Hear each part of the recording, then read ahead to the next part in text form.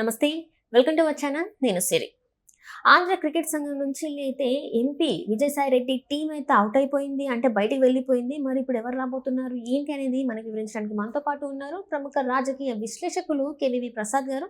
నమస్కారం సార్. నమస్తే అమ్మా. సార్, ఇప్పుడు చూస్తుంటే ఆంధ్ర క్రికెట్ సంఘం నుంచి అయితే ఎంపీ విజయసాయి రెడ్డి గారి టీం ఎవరైతే ఉన్నారో ఇప్పటివరకు చూస్తే ఆయన వాళ్ళే ఉన్నారు.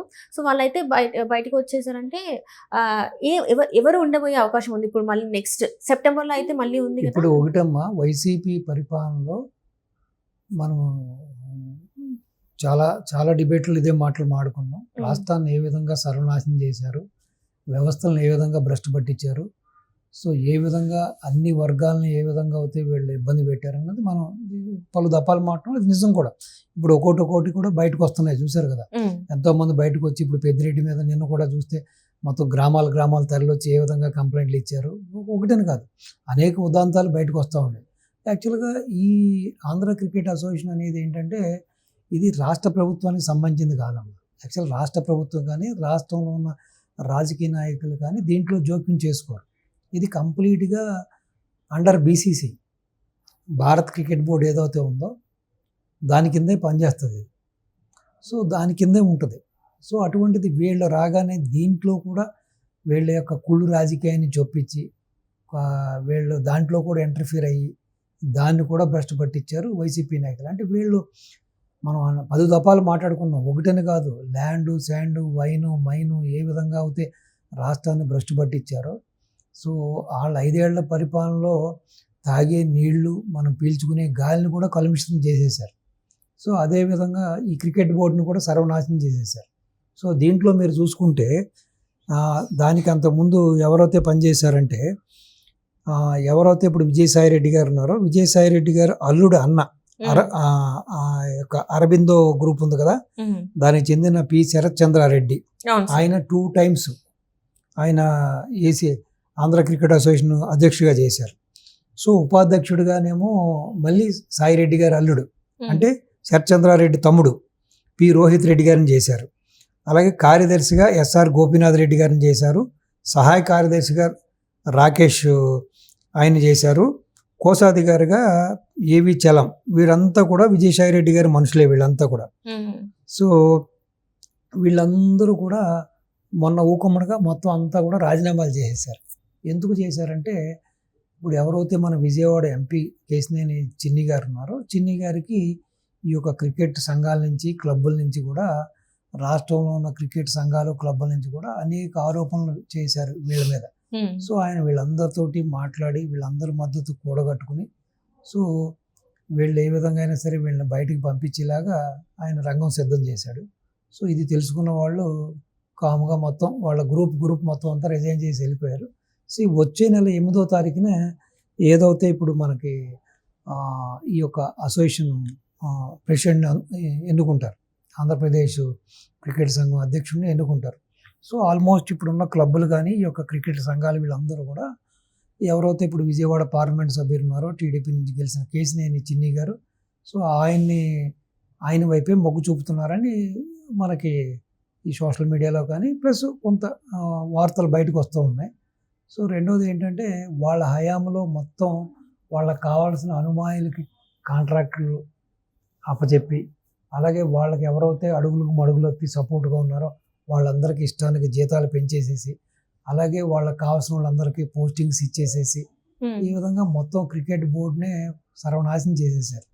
సో ఇప్పుడు మరి కేశినేని చిన్ని గారు దీనికి నడుము కట్టుకున్నారని, ఆయన గట్టిగా ఒక సంకల్పంతో ఉన్నారని వీళ్ళందరినీ పంపించాలని, సో ఏదైతే ఈయన చాప కింద నీరులాగా ఈ చర్యలన్నీ మొదలుపెట్టిన తర్వాత ఈ విషయం తెలుసుకున్న సాయిరెడ్డి మనుషులు వీళ్ళందరూ మొత్తం మూకమ్మడిగా రాజీనామాలు చేసేసారని కూడా మనకి వార్తలు అందుతున్నాయి. చేసేసారు కూడా.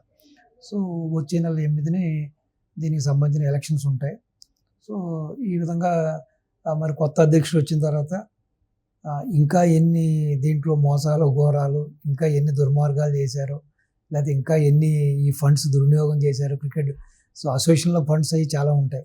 సో ఇంకా ఎన్ని తప్పులు జరిగినాయో. అలాగే చూసాం మనం ఒక హైలీ టాలెంటెడ్ మన ఇండియన్ టీం కూడా ఆడాడు హనుమ విహారీ. అతను ఏ విధంగా ఈ వైసీపీ ప్రభుత్వం ఇబ్బంది పెట్టింది, అతను మన రాష్ట్రం విడిచిపెట్టి వెళ్ళిపోయి ఆంధ్ర టీంకి ఆడకుండా ఢిల్లీలాగా ఎంత బాధ పెట్టారో, ఇక నేను ఆంధ్రాకే ఆడనని అతన్ని మళ్ళీ లోకేష్ బాబు పిలిపించి, టీడీపీ కూటమి రాగానే లోకేష్ బాబు పిలిపించి అతను కన్విన్స్ చేసి మళ్ళీ ఆంధ్రాకి ఆడేలాగా ఒప్పించడం కూడా జరిగింది. సో అతను కూడా చెప్పాడు, నేను ఎంతోమంది పొలిటీషియన్ చూశాను కానీ లోకేష్ బాబు లాంటి వ్యక్తిని నేను చూడలేదు. అసలు ఆయన మాట్లాడిన తీరు, ఆయన నన్ను రిసీవ్ చేసుకున్న తీరు చాలా డిఫరెంట్గా ఉంది. ఆయన చాలా ఉందాగా, అసలు చాలా బాగా నన్ను రిసీవ్ చేసుకున్నారని చెప్పి అను విహారీ కూడా చెప్పడం జరిగింది మీడియా ముందు. సో వీళ్ళు చూస్తే అంటే ఏమంటారు దాన్ని, మన పంచభూతాలని కూడా వీళ్ళు కల్మిషం చేసేసారు, పంచభూతాలను కూడా భ్రష్టు పట్టించేశారు. అంటే వీళ్ళ యొక్క పరిపాలనలో పరాకాష్ట అనమాట. ఇది ఒక కేస్ స్టడీ అనడంలో అతిశయోక్తి ఏం కాదు, బాబు గారు చెప్తున్న దాంట్లో అతిశయోక్తి కాదు, డిఫరెంట్గానే కేస్ స్టడీ. అసలు వీళ్ళకి సంబంధం లేని విషయాల్లో కూడా స్పోర్ట్స్లో కూడా చేతులు పెట్టి, అలాగే ఆడుదాం ఆంధ్ర అని చెప్పి ఎంత అవినీతి చేశారు. జస్ట్ బ్యాటింగ్ చేసేటప్పుడు ఒక బాల్ కొట్టగానే ఆటోమేటిక్గా బ్యాట్లు ఇరిగిపోతాం. సో అలాగే నాసిరకం బ్యాట్లు, నాసిరకం కిట్లు, నాసిరకం బాల్స్ ఒకటి కాదు. అంటే వీళ్ళు అధికారంలోకి వచ్చిన మరుక్షణం నుంచి కూడా ఏ విధంగా ఎన్ని రకాలుగా సంపాదించుకోవాలి, ఏ విధంగా రాష్ట్రాన్ని దోచేయాలని ఒక ఆలోచనతో వచ్చారు. కానీ ఏదో రాష్ట్ర ప్రజలకు మంచి చేయడం కోసం, రాష్ట్రాన్ని బాగు చేయడం కోసం అయితే కాదు. సో ఆ విధంగా ఒక క్రికెట్ అని కాదు, సో మిగతా మరి మన ఆంధ్రాలో ఇంకా చాలా సంబంధించిన ఆటలు చాలా ఉన్నాయి. మరి ఆ మిగతా గేమ్స్లో, మిగతా యొక్క వీటిల్లో కూడా మరి వీళ్ళు ఎంతెంత అవినీతి చేశారో ఏంటన్నది కూడా, దాన్ని కూడా సమగ్రంగా ఎవరైతే ఆ చాఫ్ చైర్మన్ ఉంటాడో కొత్తగా వచ్చే అతను కూడా ఎంక్వైరీ చేయవలసి ఉంటుంది. సో ఏదేమైనా ఒక అల్పుడికి అధికారం ఇస్తే, ఒక దుర్మార్గుడికి అధికారాన్ని ఇస్తే, ఒక అవినీతిపరుడికి అధికారం ఇస్తే ఈ రాష్ట్రం ఏ విధంగా ఉంటుంది, అది ఆట అయినా పాట అయినా లేకపోతే అది ఏదైనా సరే, ఏ కేటగిరీ అయినా సరే, ఏ డిపార్ట్మెంట్ అయినా సరే ఏ విధంగా భ్రష్టు పట్టిపోద్ది అన్నదానికి ఇవన్నీ కూడా ఫైనెస్ట్ ఎగ్జాంపుల్. ఈ వైసీపీ ప్రభుత్వంలో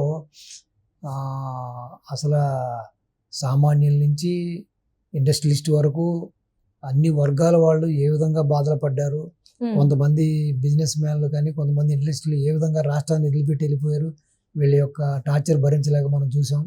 దానికి ఫైనెస్ట్ ఎగ్జాంపుల్ అమర్ రాజా. సో ఆ విధంగా కోకొలలు అంటే ఆంధ్రాకి ఏ రకంగా కూడా ఇండస్ట్రీస్ ని రాకుండా అడ్డుపడ్డారు.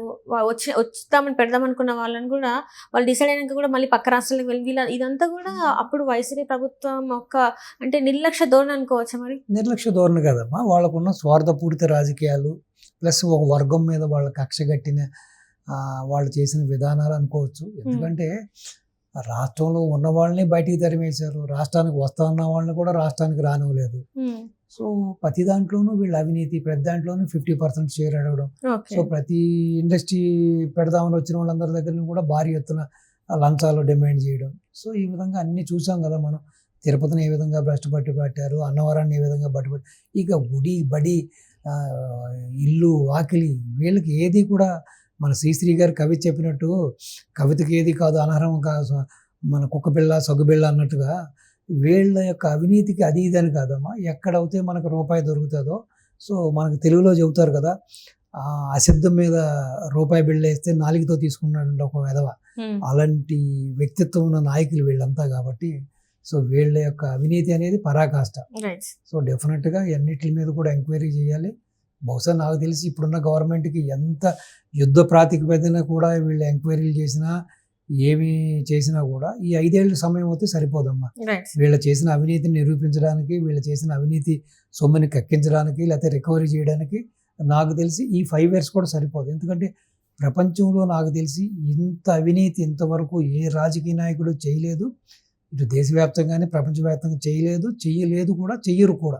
సో అంత పెద్ద అవినీతికి వీళ్ళు పాల్పడ్డారు. కాబట్టి సో డెఫినెట్గా ఈ ఏదైతే కూటమి ప్రభుత్వం ఉందో చాలా వాళ్ళు ఒక కఠినంగా వ్యవహరించి, మెయిన్ శిక్షలు అన్నది పక్కన పెడితే అసలు ఈ రికవరీ ఎలా చేయాలి, ఈ అవినీతి సొమ్ముని ఎలా చేయాలి, ఏ విధంగా వీళ్ళు దోచేసిన డబ్బుని ఖజానాకి జమ అయ్యాలి.